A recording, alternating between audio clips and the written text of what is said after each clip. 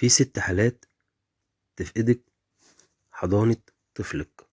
أهلا بكم في قناة أحمد فتحي للاستشارات القانونية والعقارية. البعض من السيدات يقعن في بعض الحالات التي تكلفهن فقدان أطفالهن. فما هي هذه الحالات؟ 1.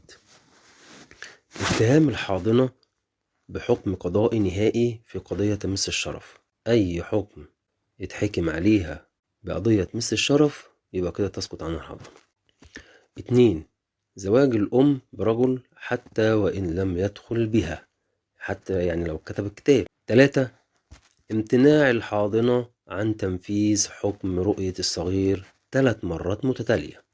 يعني أنا دلوقتي الزوج رافع قضية رؤية وامتنعت إن أنا في 3 مرات ورا بعض ما شافش ابنه أو بنته، تسقط عن الحضانة. 4. أن تهمل الأم تربية الطفل وأن تكون غير أمينة عليه.